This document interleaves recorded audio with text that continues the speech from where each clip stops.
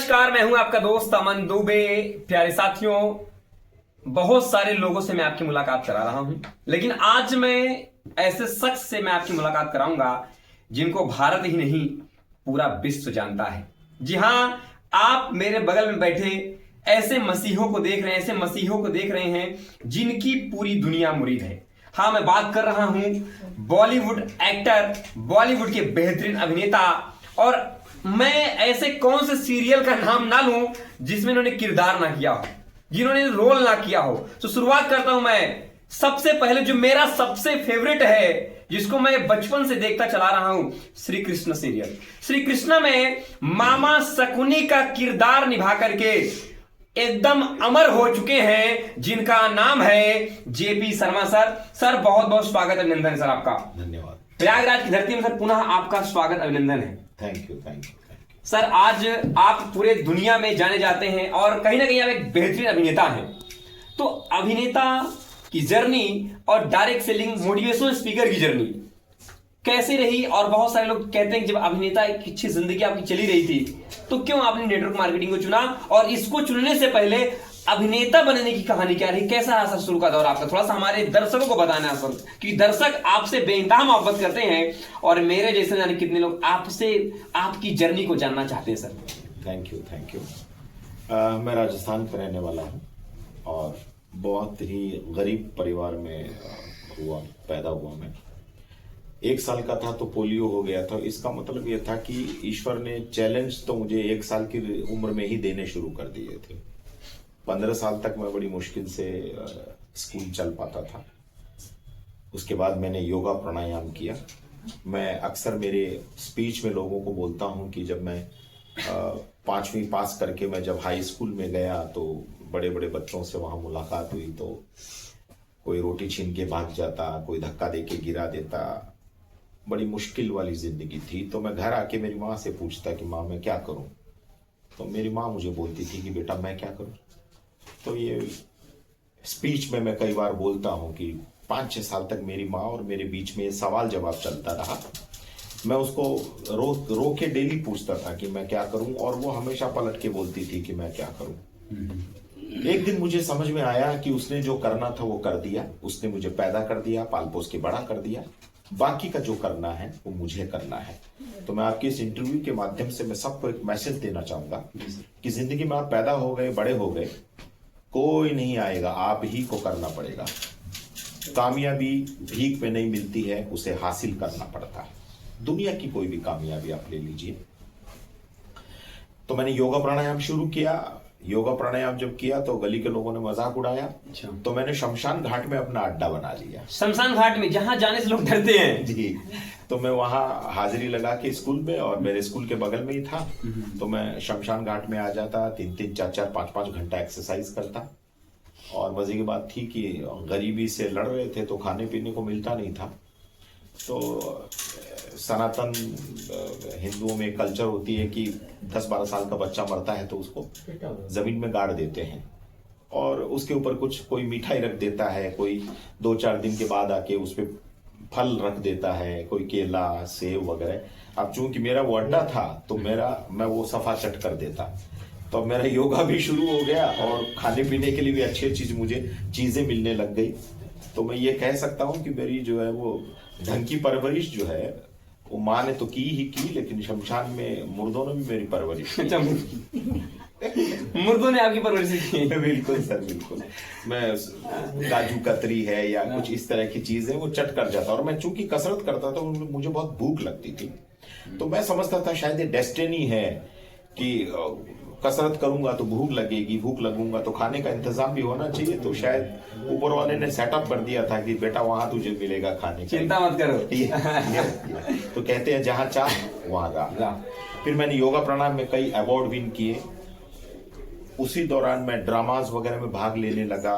कविता पाठ में मैं डिस्ट्रिक्ट लेवल पे हमेशा फर्स्ट आता था। मैं एक छोटा सा मैसेज देना चाहूंगा। मैं बहुत गरीब घर से था तो हाफ पैंट पहनते थे, पीछे चिंदी लगी हुई होती थी। हाफ पैंट पीछे गाँव में फट जाता है तो माँ जो है वो पीछे उसको पैबंद लगा देती है। तो मेरे भी पैबंद लगे हुए पैंट पहनता था, लेकिन सब लोग ऑब्जेक्शन लेते थे, बट मेरे टीचर मुझे स्कूल से निकालते नहीं थे, क्योंकि उनको पता था कि ये डिस्ट्रिक्ट लेवल पे कविता पाठ में फर्स्ट आता है। तो आप अगर कोई भी काम बड़ा हाई लेवल का करते हैं जिसमें लोग आपको जानते हैं ना, तो आपने पहन क्या रखा है वो कोई मायने नहीं रखता, आपका रुतबा कितना है वो मायने रखता है सर। बिल्कुल सर। तो इस प्रकार से आपकी जिंदगी चल रही थी, फिर अचानक एक्टिंग, या फिर देखा जाए कि मुझे एक्टर बनना है, ये कैसे लगा, मुझे एक्टिंग की कीड़ा कैसे जाएगा? हर इंसान के लगता है कि यार मुझे एक्टर बनना है, मुझे सफल होना है। तो सफल होने के लिए और सारे प्लेटफॉर्म थे, और ऊपर से लोग आपका मजाक भी उड़ाते थे। तो कैसा इतना बेहतरीन, इतने जबरदस्त एक्टर सर आप बन गए? क्या मतलब किस प्रकार से लोगों ने ताना मार दिया आपको? मेरा ये सोचना है कि आप वो करो जो हर कोई नहीं कर सकता है। तो ये तय है कि आप अगर कामयाब हो गए तो लोगों की नजरों के केंद्र में आएंगे आप, और अगर आप कामयाब नहीं भी हुए तो आपको जिंदगी में वो सबक मिलेगा, वो शिक्षा मिलेगी जो बहुत बहुमूल्य है। तो मुझे लगा यार मैं एक्टिंग करता हूं तो थोड़ा कुछ अलग करना चाहिए, और इत्तेफाक से उसी दौरान महाभारत सीरियल का टेलीकास्ट हुआ। महाभारत में गूफी पेंटल शकुनी थे, तो गांव के लोग मुझे बोलते थे, अरे तू भी तो ऐसे ही चलता है, तू भी तो शकुनी बन सकता है। अच्छा। बस वो छोटा सा एक ड्रीम मैं गांव से लेके मुंबई आ गया।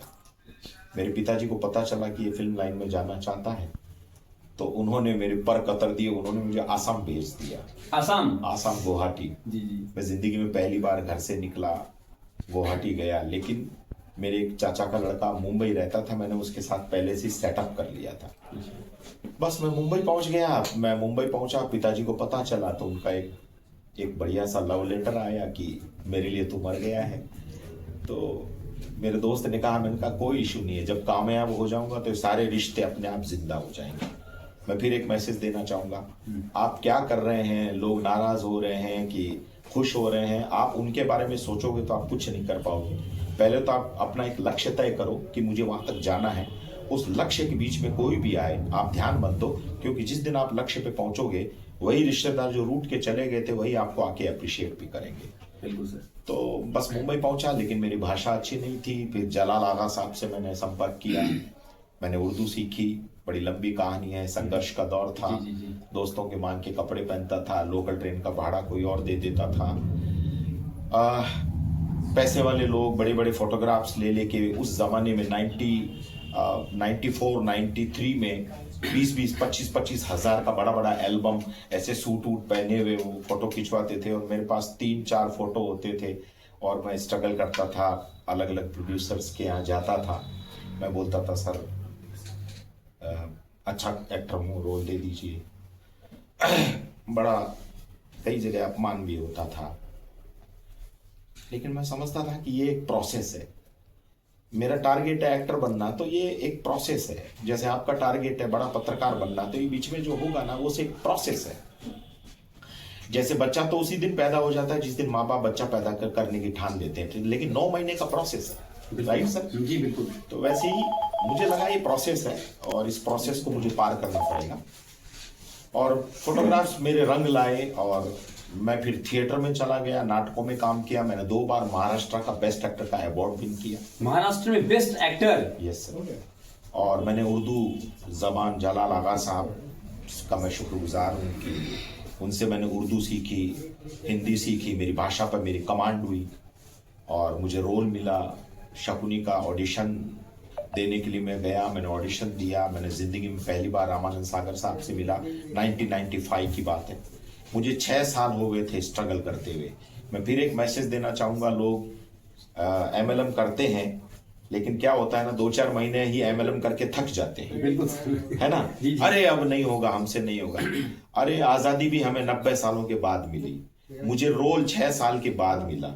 तो आप एक ऐसा धंधा कर रहे हैं जिसमें आपको लाखों की इनकम आएगी, तो आप कैसे सोच सकते हैं कि 2-4, 6 महीना, साल, 2 साल में आपका काम हो जाएगा? वो कहते हैं ना कि मकान बनाने से ज्यादा समय महल बनाने में लगता है, राइट सर?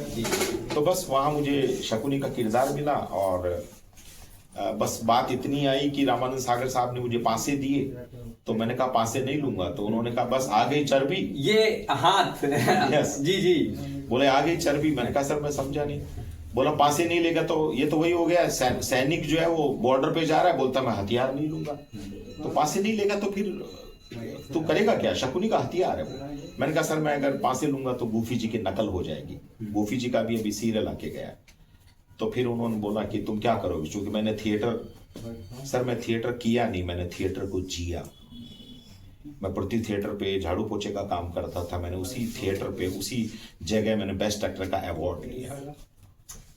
तो ये तो सर मतलब अब एक भावुक के पल हैं। तो फिर मेरे हाथ में ऐसे अंगूठियां थी, तो मैंने रात भर विचार किया। फिर मैं सुबह रामानंद सागर साहब से मिलने गया।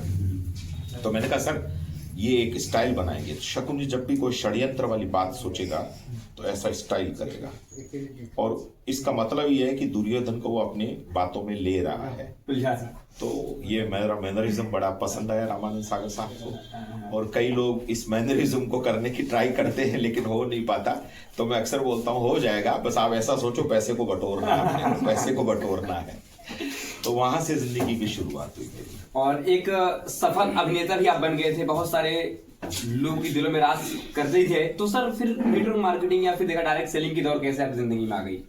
मैं शूटिंग कर रहा था, और शूटिंग में मेरा एक दोस्त था, वो भी फिल्मी एक्टर था। तो वो मुझे इंडिया में एक इंटरनेशनल कंपनी लॉन्च हुई थी 1998, तो एमवे जी। तो उसने एमवे में मेरी आईडी लगा दी, बोला भाई ये नेटवर्क मार्केटिंग है। अब मैं शूटिंग कर रहा था, मैं गरीबी से लड़ाई लड़ी हुई थी, वहां मुझे पैसा आ रहा था, तो मेरा पूरा फोकस पैसे पे ही था। तो बड़ौदा में हमारी शूटिंग होती थी। तो मैंने देखा, मैं जुड़ तो गया, किट ले लिया, सब ठीक है, लेकिन 2-2.5 साल में लगातार शूटिंग में व्यस्त रहा। अलिफ लैला की शूटिंग शुरू हो गई, वो डेली आता था। फिर और भी कई सीरियल्स में काम शुरू हो गया, बेंगलुरु जाता था मैं, मेरे शोज होते थे। तो ऐसा होते होते फिर एक दिन मेरे दोस्त ने मुझे जब एमवे में ज्वाइन किया, तो मैंने देखा 2-2.5 साल के बाद वो खटारा स्कूटर से कार में शिफ्ट हो गया। अच्छा। मुझे लगा यार धंधा तो थोड़ा ठीक ठाक है। मैंने दोबारा फिर एमवे ज्वाइन किया। अच्छा। फिर मैं लगातार बिजी रहा। फिर मेरे लंदन में शोज हुए, और मैं वॉइस ओवर करने लग गया। Discovery channel, national geography, animal planets, वहाँ कई ऐसे हिंदी के कार्यक्रम होते थे जिनमें मेरी आवाज़ होती थी। मैं शुक्रगुजार हूँ ईश्वर का, उसने अच्छी आवाज़ दी मुझे। तो मेरे पास फुर्सत नहीं होती थी। लोग कहते हैं कि तुम्हारे तो बड़े मज़े हैं, तुम्हारा सर कढ़ाई में और क्या बोलते 5 उंगलियां घी में। तो मैं बोलता था नहीं, कहावत थोड़ी चेंज हो गई है, अब 5 उंगलियां घी, सर कढ़ाई में, और पूरा शरीर अब भट्टी में चला गया भाई। तो दोबारा मैंने देखा तो वो और ठीक ठाक पोजीशन में हो गया। तो फिर हम लोग एक मीटिंग में गए। वहां एक अमेरिका से एक सरदार जी आए थे, हरभजन सिंह ब्रेच नाम था उनका, और उन्होंने 2-4 चीजें सीधी यहां मारी दिल में। अगर आपको जिंदगी में कामयाब होना है ना दोस्त, तो इस पे लेना शुरू करो। इस पे लोगे तो ये रिएक्ट करेगा, और ये रिएक्ट करेगा तो कुछ न कुछ हासिल करोगे। तो उसने पैसिव इनकम के बारे में बताया। जिंदगी में पहली बार पैसिव इनकम क्या होती है वो शब्द सुना। तो फिर मैंने कहा इसको करेंगे। फिर मैंने तीसरी बार ट्राई किया। यस सर, फिर वही ट्राई किया। अमेरिकन कंपनी, बड़ी कंपनी, कई देशों में काम उसका, लेकिन मैं कामयाब नहीं हो पाया। तो गलती उस कंपनी की नहीं है, गलती मेरी है। मैं फिर एक मैसेज देना चाहूंगा, हम इंसानों की फितरत होती है कि जब हम कामयाब होते हैं तो हम कहते हैं ये मैंने किया, लेकिन जब हम नाकामयाब होते हैं तो हम कहते हैं ये दुनिया ऐसी है। गलत बात। मेरा ऐसा मानना है कि आप कामयाब भी हैं तो अपने ही कर्मों से, और आप अगर नाकामयाब भी हैं तो अपने ही कर्मों से। दुनिया का कोई दोष नहीं है। बिल्कुल सर। राइट। तो जी बिल्कुल बिल्कुल। तो मैं उस कंपनी में कामयाब नहीं हुआ, तो मेरी गलती थी, कंपनी की नहीं थी। फिर आंखें सीरियल मेरा बड़ा पॉपुलर सीरियल था। आंखें, या दूरदर्शन पे आता था, मैं मेन विलन था उसमें। हम 2 विलन थे। तो उसमें मेरी एक बॉडीगार्ड बनती थी, उसने मुझे एक दूसरी कंपनी में बताया। फिर मैं वहां गया। अच्छा, आज वो भी देखते होगी, बोलते हैं सर कमाल कर गए। तो बस ऐसे ही धक्के खाते खाते नेटवर्क मार्केटिंग का अनुभव आता चला गया, और मैं शायद दुनिया का एकमात्र ऐसा वाहिद एक्टर हूं जिसने अपनी जमी जमाई फिल्मी दुकान छोड़ के नेटवर्क मार्केटिंग में फुल टाइम एंट्री मार ली। बिल्कुल सर। तो मेरे दोस्त लोग, फिल्मी दोस्त, बहुत सारे लोग सर बोलते भी होंगे यार फलना इतना बड़ा एक्टर था तो क्या करने लगा, नेटवर्किंग फालतू जोड़ने वाला काम शुरू कर दिया है। कुछ तो सर कमेंट्स आते होंगे आपको? कुछ नहीं, बहुत तगड़े तगड़े कमेंट आते हैं।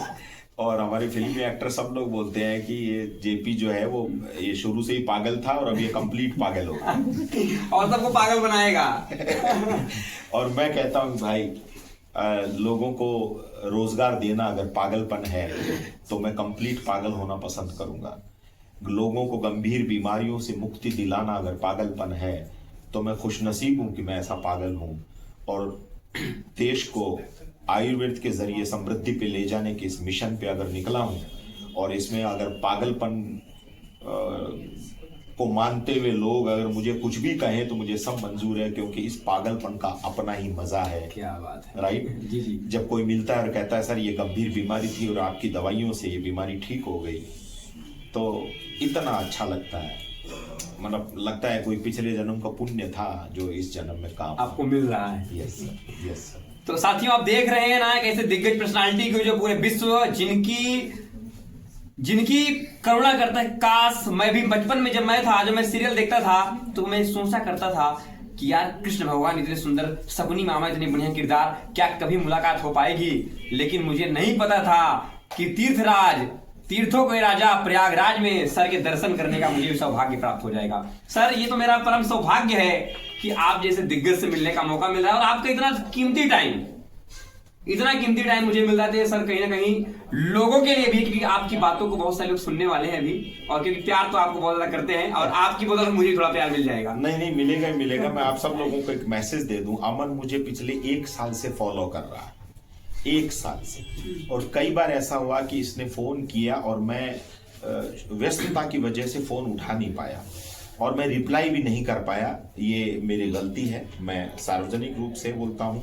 गलती करना उतना बड़ा अपराध नहीं है जितना गलती करके उसको स्वीकार करना। अरे नहीं सर, ये मेरी गलती है, मुझे इसको रिप्लाई देना चाहिए, मैं नहीं दे पाया। लेकिन इस बंदे में जरा भी फर्क नहीं आया। फिर 1-1.5 महीने के बाद ये उसी जोश के साथ में मुझे बोलता था सर कहाँ मिलोगे बताइए।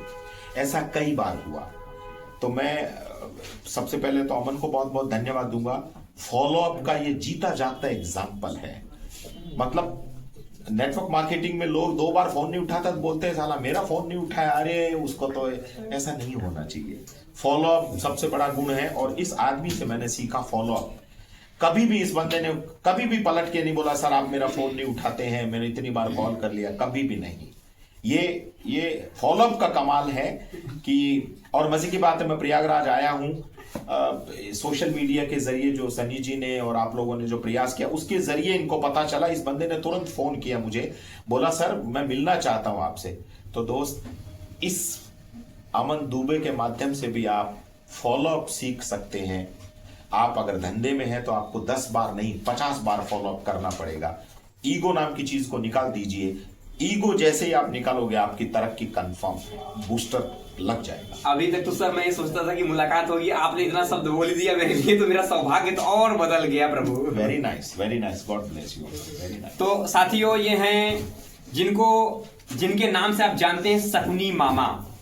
मैं शकुनी मामा बार बार क्यों कह रहा हूं, क्योंकि ये कैरेक्टर, ये कला इनकी मुझे बहुत बेहद पसंद थी। और सीरियल तो मैंने आपको गिना दिया, आप जाकर सर्च मारेंगे यूट्यूब पे साईं बाबा, जो द्वारिका नाथ जी। सर थोड़ा एक बार शकुनी मामला 5 से घुमा दीजिए सर, बहुत प्यार करते हैं सर आपके सोच से, 5 से घुमा दिया जाए। नहीं 5 नहीं था, ऐसा हाथ में अंगूठियां थी। जी जी। तो कल सेमिनार में भी एक सज्जन बैठे थे, वो योगी जी मुझे लेके गए थे वहां, कोई हमारे अध्यापक जी थे उनके यहाँ, तो उनके हाथ में अंगूठियां थी। तो उनकी अंगूठियां देखते ही मुझे पुराना इस जमाना याद आ गया मेरा।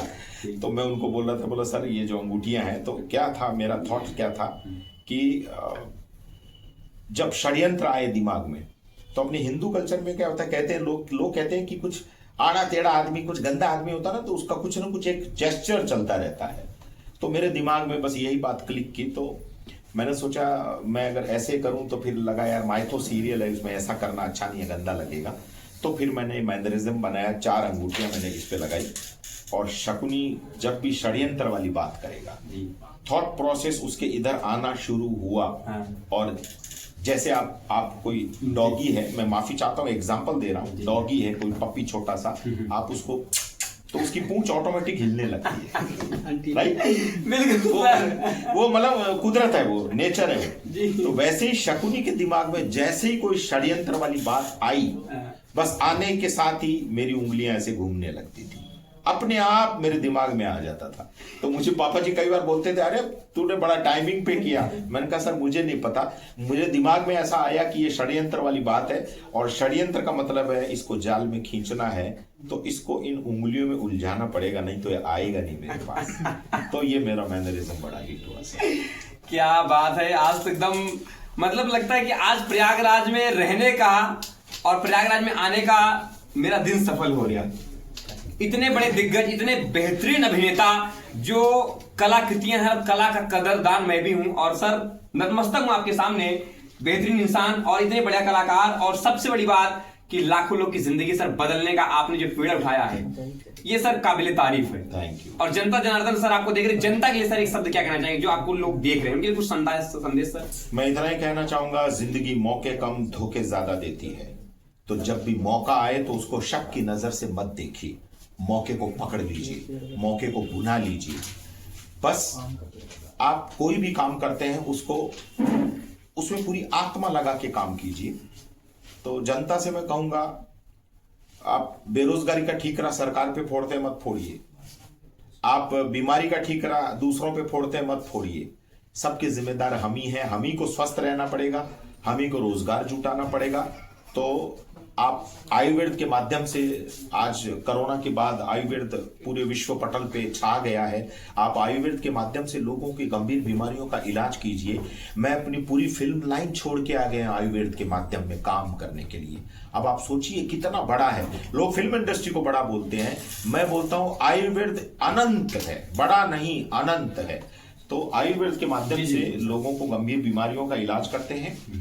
और मैं जिस कंपनी को अभी प्रमोट करता हूं, मैं खुशनसीब हूं कि मैं डॉक्टर नेचर वेलनेस से जुड़ा हुआ हूं। तो डॉक्टर नेचर वेलनेस के माध्यम से मैं लोगों को रोजगार का तरीका बताता हूं। और लास्ट बात कहूंगा, आप किसी को रोटी खिलाते हो तो उसका एक वक्त का पेट भरते हो, लेकिन आप किसी को रोजगार कमाना सिखाते हो तो पूरी जिंदगी उसके परिवार का पेट भरते हो। क्या बात है सर। तो रोटी मत खिलाओ, रोटी कमाना सिखाओ। Thank you. क्या बात है। तो साथियों, ये हैं शकुनी मामा। मैं आप सभी से एक ही विनती करना चाहूंगा, अभी तक इनके सीरियल को बहुत सारे लोगों ने देखा है, अब चाहूंगा कि इनकी बातों को सुनिए और जिंदगी में अमल करिए और सपनों को पूरा करिए। सर, आज आपने अपना कीमती टाइम दिया, इसलिए बहुत बहुत शुक्रिया सर, बहुत बहुत धन्यवाद। थैंक यू, बहुत बहुत थैंक यू, सबका बहुत बहुत धन्यवाद।